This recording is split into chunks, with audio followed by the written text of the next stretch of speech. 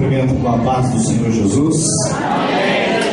Quero externar a Deus a minha gratidão de poder estar convosco em mais esta oportunidade. Cumprimento ao pastor regional, pastor Antônio, a missionária Iracema, em nome dos quais cumprimento demais obreiros e Igreja do Senhor Jesus. Quero parabenizar ao conjunto de senhoras, conjunto de varões e conjunto de mocidade por esta belíssima festa, a quem dedicamos a Deus toda a glória, toda a honra e louvor. Agradeço ainda aos companheiros de Brasília que acompanham-me nesta viagem. Queridos, nós já ouvimos louvores extremamente abençoados e ungidos, e agora chegou o momento de compartilharmos da palavra do Senhor. Ainda temos um evento para realizar hoje, que é a consagração de obreiros, então vou procurar ser breve e vos convido para abrirmos a nossa Bíblia, a palavra do Senhor nosso Deus, no Evangelho de Mateus, no capítulo de número 25, onde vamos meditar em uma porção da palavra do nosso Deus. Evangelho de Jesus Cristo, segundo escreveu Mateus, no capítulo de número 25. Vamos ler versículos de número 1 até o número 6. Louvado seja o nome do Senhor Jesus. Mateus capítulo 25. Quando encontraram, pode dizer amém? Amém. Está escrito assim na Escritura: então o reino dos céus será semelhante a 10 virgens que, tomando as suas lâmpadas, saíram ao encontro do esposo, e 5 delas eram prudentes e 5 loucas. As loucas, tomando as suas lâmpadas, não levaram azeite consigo, mas as prudentes levaram azeite em suas vasilhas com suas lâmpadas. E tardando o esposo, tosquenejaram todas e adormeceram. Versículo 6. Mas à meia-noite ouviu-se um clamor: aí vem o esposo, saí-lhe ao encontro. Vamos ler juntos o versículo de número 6. Mas à meia-noite ouviu-se um clamor: aí vem o esposo, saí-lhe ao encontro. Repitam comigo: aí vem o esposo. Podemos assentar, irmãos, em nome de Jesus. Glória a Deus. Convido os irmãos para recitarmos de novo apenas esta frase: aí vem o esposo. Aí vem o esposo. Aí vem o noivo. Aí vem o noivo. Quantos estão esperando o noivo da igreja? Ele está voltando. Cristo breve virá. Quem crê pode dar glória a Deus. O Evangelho de Jesus Cristo, segundo escreveu Mateus, aparece em ordem de prioridade no Novo Testamento. É o primeiro livro da Nova Aliança. Ele preenche um hiato, um espaço de 500 anos de silêncio, desde o profeta Malaquias até a revelação de Cristo, o Messias, o Filho de Deus. Mateus, ele era um publicano, um cobrador de impostos. ele era o principal, ele era o chefe dos publicanos, e foi chamado por Jesus Cristo para abandonar a sua atividade profissional e se transformar em um apóstolo, em um enviado do Senhor para ganhar as almas para o reino. Um dia eu e você também fomos resgatados por Jesus Cristo, fomos chamados pelo Senhor do mundo das trevas para a sua maravilhosa luz. O Evangelho de Mateus, ele se divide em 5 grandes porções. 2 delas são extremamente conhecidas de todos os cristãos. A primeira é chamada de Sermão da Montanha, que vai do capítulo 5 até o capítulo de número 7. A parte mais conhecida são as bem-aventuranças. A outra porção conhecida é chamada de Sermão Profético ou Pequeno Apocalipse, que compreende o capítulo 24 e o capítulo 25 de Mateus. E no capítulo de 25 do Sermão Profético temos uma das parábolas também extremamente conhecidas, a parábola das 10 virgens, cuja mensagem principal está no versículo 6. Aí vem o esposo, ele voltará, Cristo, o noivo, vem buscar sua igreja. Amados, o sermão profético começa no capítulo 24 de Mateus. Os discípulos se aproximam de Jesus e lhe fazem uma pergunta: Senhor, o que há de acontecer? E quais são os sinais que hão de anteceder a sua vinda e o fim do mundo?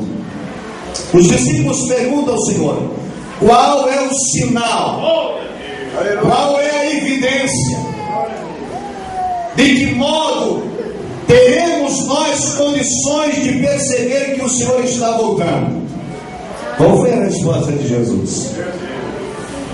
É importante pensar nisso, igreja. O que foi que Jesus respondeu? Eles perguntaram: Senhor, quais são os sinais? Quais são as evidências do teu retorno, da sua vinda e do fim do mundo? Quantas vezes nós recitamos guerras, rumores de guerras, fazem parte dos sinais. Tremores, doenças, violência, fazem parte dos sinais. Mas qual foi a primeira evidência que Jesus disse aos discípulos? Qual é a evidência que ele deu para a igreja? O Senhor responde para eles: o primeiro sinal é esse: acautelai-vos, porque nos últimos dias surgirão falsos cristos e falsos profetas e falsos apóstolos, dizendo que eu os enviei, e não é verdade. Então o grande sinal para a igreja é de que no último tempo, nos últimos dias da igreja do Senhor na terra, o sinal e a evidência de que Cristo está retornando é de que em nosso meio, no meio da igreja, no meio do povo cristãos, muitos falsos profetas e muitos falsos apóstolos se apresentariam em nosso meio. E Cristo disse: quando estas coisas começarem a acontecer, levantai as vossas cabeças, porque vossa redenção está próxima. Cristo Jesus está voltando. E como evidência deste primeiro sinal, ele contou a parábola das 10 virgens, para ilustrar como a igreja estaria aguardando. O Senhor disse: 5 delas são prudentes, 5 virgens esperam o noivo, 5 delas estão ataviadas, preparadas, 5 delas estão em condições de ouvir o brado: eis o noivo. Mas 5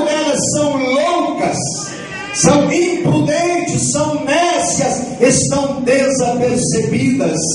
Igreja, escute.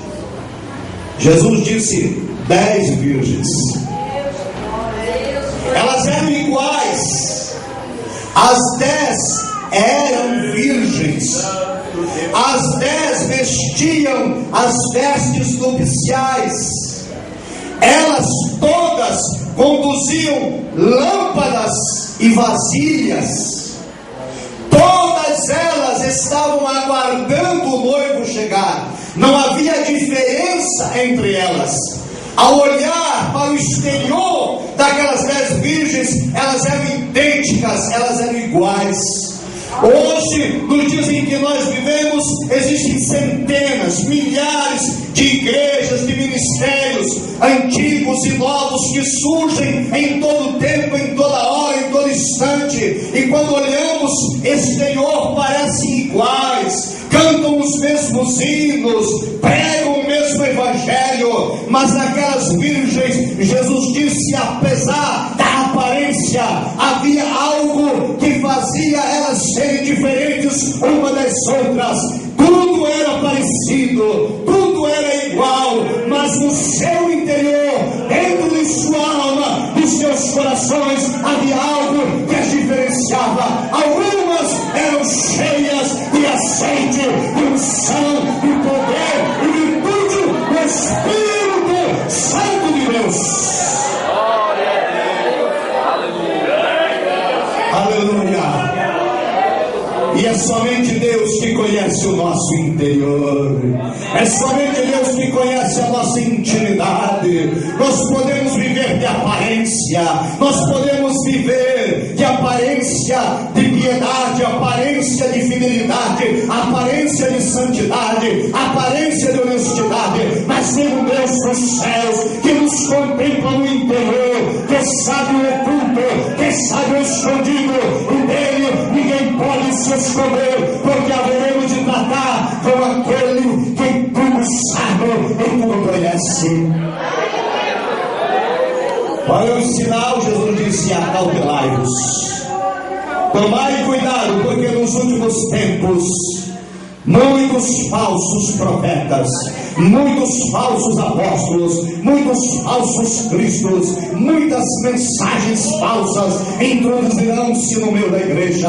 Paulo escreveu para Timóteo: Timóteo, toma cuidado, porque nos últimos tempos os homens não quererão mais ouvir a sã doutrina, mas tendo comissões em seus ouvidos, amontoarão para si mestres e doutores para falarem segundo o desejo de seus corações. Mas tu, Timóteo, prega a palavra em tempo, em fora do tempo, ensina, redarguas, exortos, porque o Senhor Cristo é de vir buscar uma igreja santa, pura, sem mácula, sem ruga, adorada, cheia do Espírito Santo.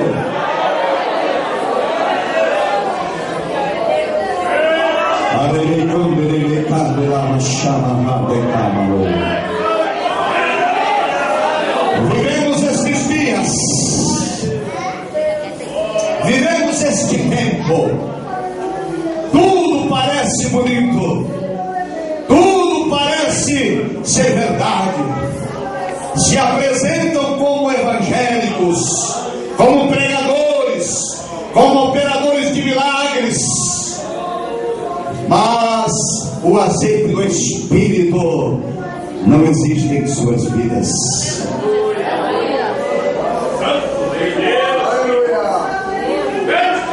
1 Tessalonicenses capítulo 4, versos 16 e 17, o apóstolo São Paulo escreveu: mas o Senhor descerá dos céus com alarido, e com a voz de arcanjo, e com a trombeta de Deus, e os que estiverem mortos ressuscitarão primeiro, e nós, os que estivermos vivos, seremos arrebatados para encontrar o Senhor nas nuvens. Aleluia, estaremos para sempre com o Senhor. Ouviremos o toque da trombeta, ouviremos nosso nome ser chamado, seremos transformados num momento, num abrir e fechar de olhos, para estar com o Senhor. E o escritor aos Hebreus, no capítulo 12, o verso 14, ele diz: segui a paz com todos e a santificação, sem a qual ninguém verá o Senhor. Amados irmãos, no dia em que a trombeta tocar, somente quem estiver com sua vida santificada há de ouvir um toque, o seu nome ser chamado e há de subir para estar com o Senhor por toda a eternidade. Santidade, santidade é o que o Senhor requer de nós. Vidas consagradas, vidas santas, vidas purificadas. Ele vem buscar uma igreja sem mancha, sem mácula, sem ruga. Deus não vem buscar milagreiros, Deus não vem buscar profetizadores, Deus não vem buscar operadores de milagres, Deus nem vem buscar pregadores. O Senhor vem buscar verdadeiros adoradores que adoram o Pai em espírito e em verdade. Aleluia.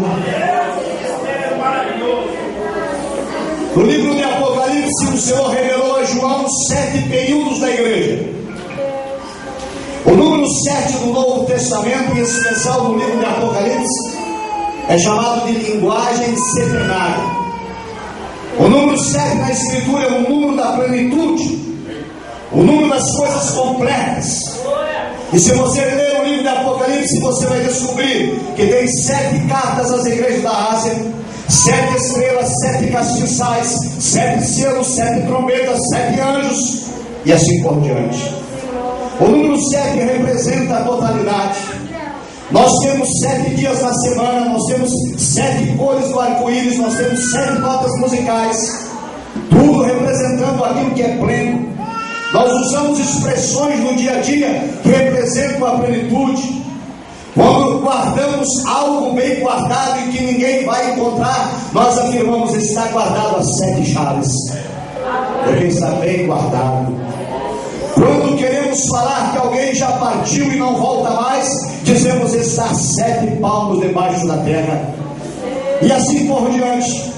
E sabe qual é o número 7 na Escritura? Qual é o 7º período? A igreja de Laodiceia. Qual é a igreja de Laodiceia? É a igreja que vive o último período na terra. Qual é a característica desta igreja? O Senhor olha para ela e diz: tu não és quente e nem frio, tu és morno, e por causa disso estou pronto a vomitar-te da minha boca. Tu dizes: rico sou e não tenho necessidade de nada, mas não sabes que és cego, miserável, desgraçado. A igreja de Laodiceia é a igreja do período que nós vivemos. A igreja se vangloria de grandes fatos. A igreja hoje está na mídia. A igreja tem dinheiro. A igreja tem poder. A igreja tem riqueza. A igreja tem representantes em todas as áreas, em todas as esferas, no poder executivo, legislativo, judiciário, empresários, profissionais liberais. Nós temos representantes evangélicos em todos os cantos deste país, atores, atrizes. Nós temos pessoas ricas, pessoas famosas. A igreja está rica, mas o Senhor não vem buscar Laodiceia. O Senhor vem buscar a igreja que tem o Espírito Santo, a igreja que tem azeite.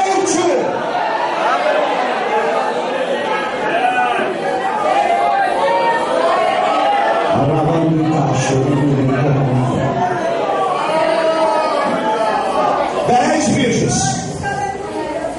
todas crentes, todas elas evangélicas, todas pregando: Jesus virá, todas cantando: ora vem Senhor Jesus.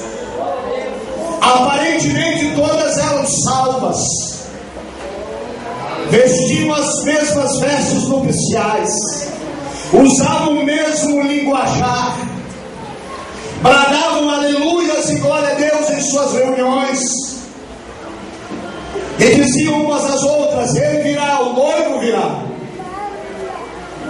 Aí à meia-noite, quando se deu o brado, eis o noivo, saía ao seu encontro.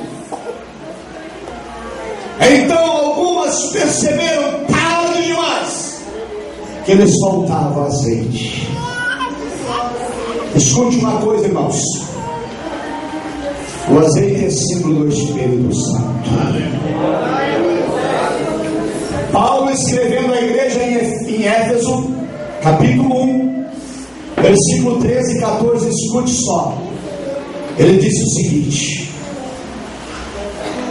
quando vocês, estou parafraseando Paulo, quando vocês ouviram a verdade do Evangelho, e quando vocês creram no Evangelho, e quando vocês receberam a Cristo, Ele vos deu o selo da promessa, o Espírito Santo.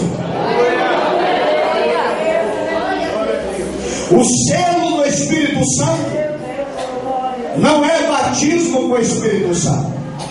Batismo com o Espírito Santo é revestimento de poder. O selo do Espírito Santo é concedido a todo aquele que aceita Jesus Cristo como Senhor e Salvador da sua vida. O Espírito Santo vem e faz morada, e aquela pessoa selada passa a ser propriedade exclusiva de Jesus. Ei, escute o que Paulo continua a dizer: quando vocês receberam o Evangelho, receberam Cristo e receberam o Espírito Santo, vocês foram selados, marcados pelo Espírito Santo. E ele continua dizendo: e este selo é o penhor. O que é um penhor, irmãos? O que é uma penhora? Um penhor é uma garantia. Quando alguém faz uma dívida, quando alguém contrai um empréstimo e não tem com o que pagar, ou quer dar uma garantia, ele penhora alguma coisa, uma casa, um imóvel, um bem, um objeto de ouro, alguma coisa preciosa. É a garantia de que aquela dívida será paga, será quitada. E a Bíblia diz assim: o Espírito Santo que vos foi dado no dia em que creram em Jesus Cristo, no dia em que receberam o Evangelho, o Espírito Santo é garantia de vossa salvação.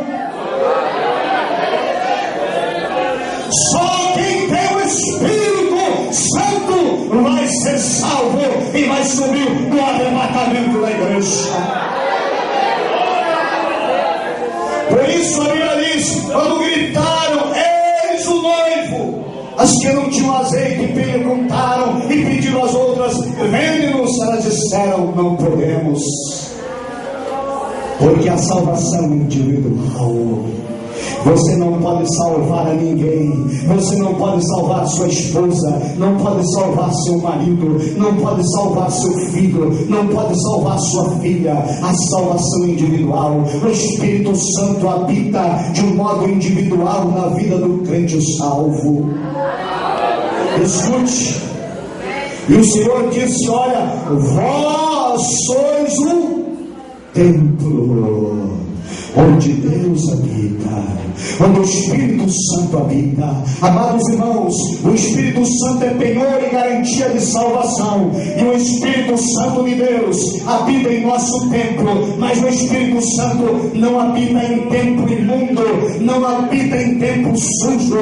O Espírito Santo não está na vida daqueles que são hipócritas. O Espírito Santo não está na vida de quem se prostitui. O Espírito Santo não está na vida de quem mente. O Espírito Santo não está na vida de quem fofoca. O Espírito Santo não está na vida de quem rouba. O Espírito Santo não está na vida de quem se corrompe. O Espírito Santo não está na vida daquele templo que é sujo, que é imundo, que é carregado pelo pecado, oprimido pelas obras da carne. O Espírito Santo não está na vida daquele que vive na glutonaria, na bebedice, que é rebelde, que é obstinado, que é desobediente. O Espírito Santo não habita em templo sujo. O Espírito Santo é penhor e garantia do grande salvo que foi lavado, inimigo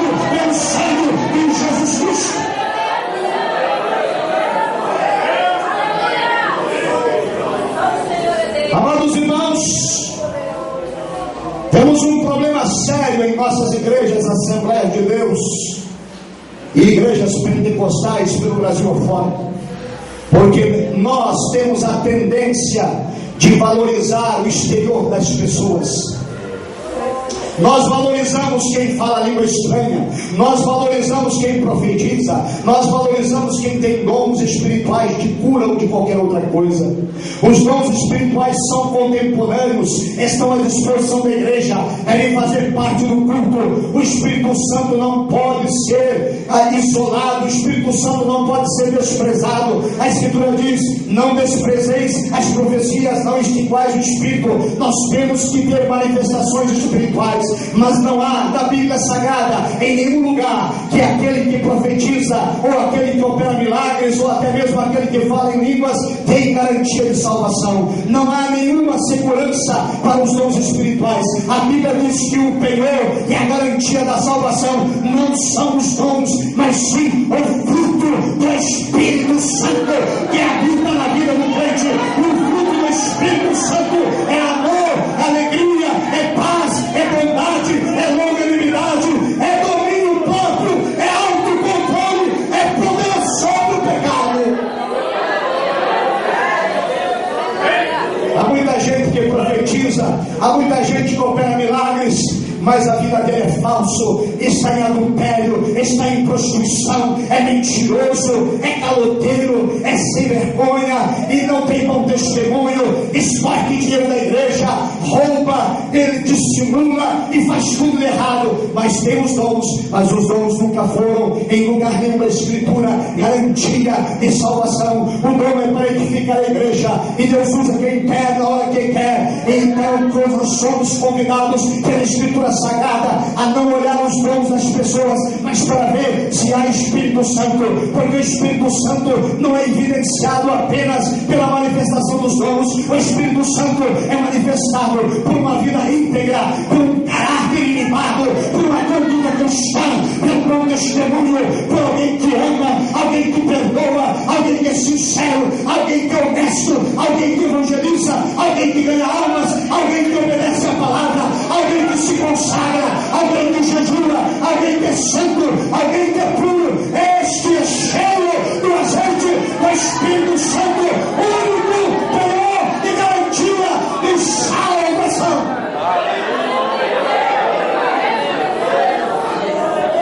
A igreja de Laodiceia que nós vivemos, ela ostenta poder, ela ostenta espiritualidade. Basta você ligar a televisão, em todos os canais a mensagem é sempre a mesma: teologia da prosperidade, riqueza, milagre. Os testemunhos envolvem sempre a mesma cantiga, a mesma história. Eu estava fracassado no mundo dos negócios, e agora eu vim para a igreja tal, e agora eu comprei uma casa na praia, e agora eu tenho carro zero, e agora eu tenho empresa, e eu vim para a igreja tal, e eu não tinha nada, agora eu tenho isso, tenho aquilo outro. Mas o meu Jesus, a Bíblia diz, ele veio buscar e salvar quem estava perdido.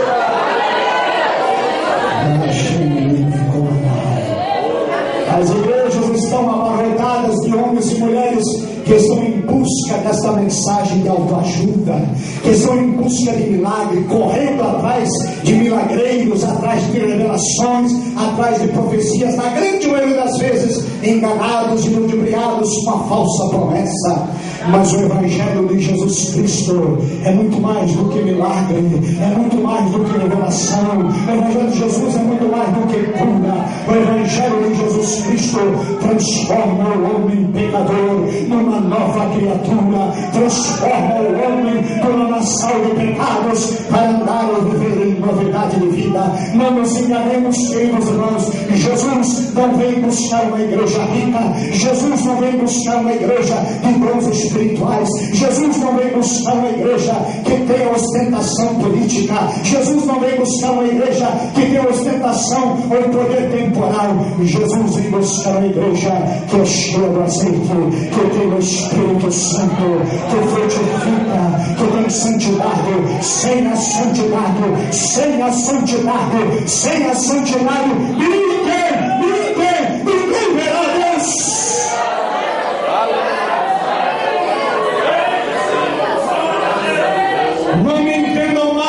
dons. Eu não sou contra os dons espirituais, eu creio neles e fui agraciado pelo Senhor com alguns destes dons. Mas eu tenho ficado indignado quando vejo homens e mulheres manipulando os dons que receberam de Deus, que deveriam ser entregues para a edificação da igreja, usando para benefício pessoal, para promover sua igreja, seu ministério, suas fotos em outdoors. Estão querendo aparecer mais do que Deus, aparecer mais do que Cristo, extorquindo o dinheiro do povo, roubando o dinheiro do povo. Mas, queridos irmãos, Jesus já tinha nos advertido qual seria o sinal para a igreja de sua vida e do seu retorno. Ele disse: surgirão falsos apóstolos, falsos cristos, falsos profetas, acautelai-vos. Ele disse para João: a igreja da última era, a igreja de Laodiceia, a igreja cheia de riqueza, cheia de poder, mas sem o Espírito, a igreja morna, a igreja que está longe de mim. Queridos irmãos, o Senhor fala conosco com este tema escolhido para esta festividade, em nome de Jesus. Mateus 25, verso de número 6: eis aí o noivo.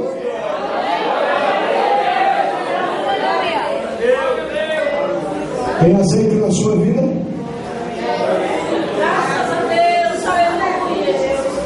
O Espírito Santo de Deus tem 3 funções principais. A Bíblia diz: o Espírito Santo convence o homem de 3 coisas. O Espírito Santo convence o homem do pecado. Primeira coisa que o Espírito Santo convence. Quando o Espírito Santo está na vida de alguém, alguém é convencido: eu sou pecador. Depois, o Espírito Santo convence do pecado e convence da justiça. Eu sou um pecador e a justiça de Deus requer uma punição. A terceira coisa, ele convence do juízo. Eu sou pecador, a justiça de Deus requer punição e eu sou réu do juízo do inferno. Sabe o que acontece quando o Espírito Santo convence alguém do pecado, da justiça e do juízo? Este alguém tem a vida transformada. Então eu fico me perguntando: que Espírito Santo é esse que está em muitas igrejas, em festas, em congressos, em eventos onde o povo pula, saltita, dança, gira, vira cambalhota, chora, fala em línguas estranhas, sapateia, faz uma balbúrdia, e quando termina o evento, aquele tal Espírito Santo que diz que tem se manifestado na vida das pessoas não convenceu ninguém do pecado. Que quem era ladrão continua ladrão, quem não entregava o dízimo continua não entregando, quem era fofoqueiro permanece fofoqueiro, quem era intriguento continua intriguento, quem era ciumento permanece ciumento, quem tinha inveja de outros permanece invejoso, quem era rebelde na igreja continua rebelde. Eu vos assevero com toda certeza: o tal Espírito que se manifestou era apenas emoção, era apenas barulho, porque o Espírito Santo genuíno e verdadeiro que habita na vida do crente salvo, ele transforma vidas.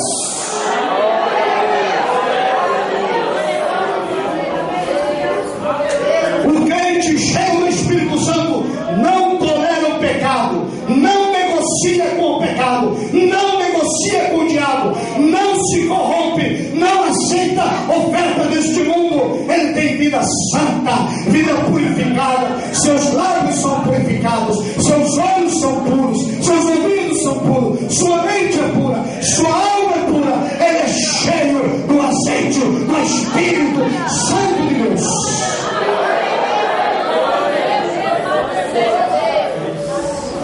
À meia-noite o rio sobrava, eis o noivo. Quem não tinha azeite, escute. Escute, irmãos. Se você ler bem sua Bíblia depois, a Bíblia não diz que não tinha azeite na vida das loucas. A Bíblia diz que o azeite delas estava acabando. Sabe o que isso quer dizer? Tinha um pouco, mas o pouco não era suficiente. Sabe que o Espírito Santo, um pouco de azeite faz a pessoa profetizar. Um pouco de azeite faz a pessoa operar milagres. Um pouco de azeite leva a pessoa a pregar. Um pouco de azeite dá aparência de santidade. Um pouco de azeite dá aparência de fidelidade. Um pouco de azeite me leva a cantar. Um pouco de azeite me leva a dar glória. Mas somente quando estiver cheio do azeite é que tenho garantia de salvação. Há muita gente que tem um pouquinho de azeite na igreja. Sim, ele crê em Jesus. Sim, ele crê na Bíblia. Sim, ele crê que Cristo virá. Sim, ele crê nas verdades eternas. Sim, ele crê até para ter um dom espiritual. Mas ainda ele não encontrou Jesus de modo radical. Porque há partes no seu coração, parte na sua mente, parte no seu intelecto que não entregou ainda para Cristo. Ainda pensa como pensava no mundo.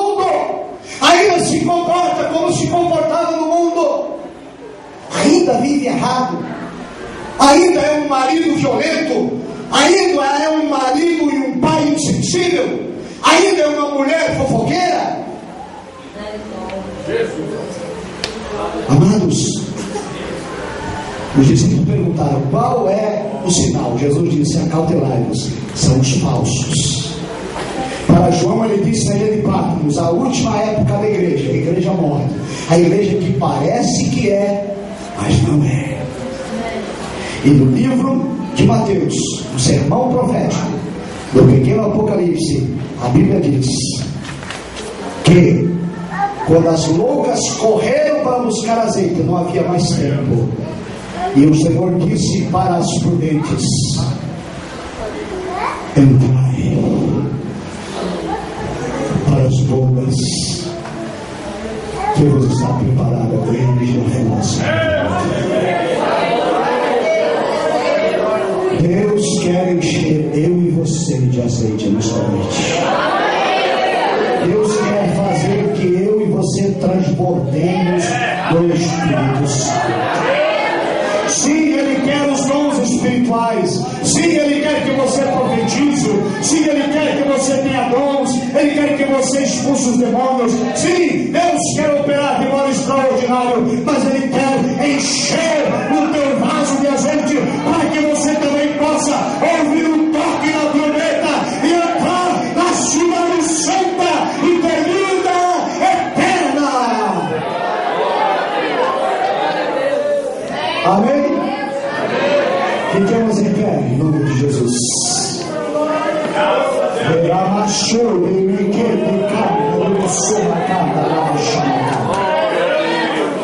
Quem tem ouvidos, ouça que o Espírito diz à igreja. Não saia daqui da maneira que chegaste. Deus requer de ti vida no altar. Deus requer de ti vida santa e pura. Deus não te quer morto. Deus não te quer na mordidão, irmão e irmã. Deus te quer cheio de azeite. Nesta última hora da igreja, purifique-se. O livro de Apocalipse, o Senhor disse para João: aquele que é santo, santifique-se ainda mais.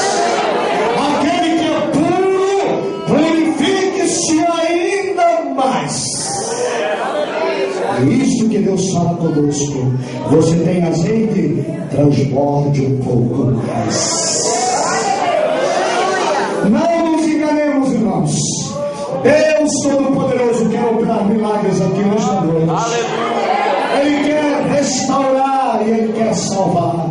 O Evangelho de Cristo é pleno, não é só cura e milagre, salvação também, restauração também. É preciso o Evangelho puro, o Evangelho completo, o Evangelho pleno.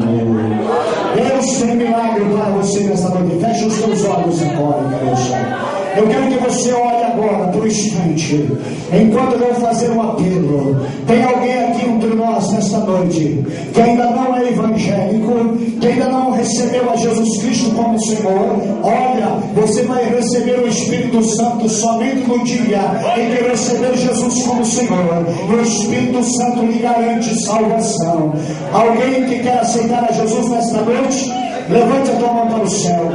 Tem alguém nesta noite que quer receber a Jesus como Senhor? Alguém que ainda não aceitou? Alguém que quer tomar decisão? Agora eu faço um convite à igreja. Aquele ou aquela que quer ser cheio, que quer nesta noite transbordar de azeite, eu lhe desafio, irmão e irmã, saia do seu lugar agora, venha para o altar. Quem quer ser cheio de azeite? Quem quer transbordar de azeite? Quem quer receber graça, poder, unção, virtude, venha para o altar, venha depressa, não vou insistir. É pelo Espírito de Deus. Você quer ser cheio de azeite? Você quer transbordar de azeite? Você quer ouvir a voz do Espírito Santo? Você quer ser usado pelo Espírito Santo? Você quer ser um vaso de bênção?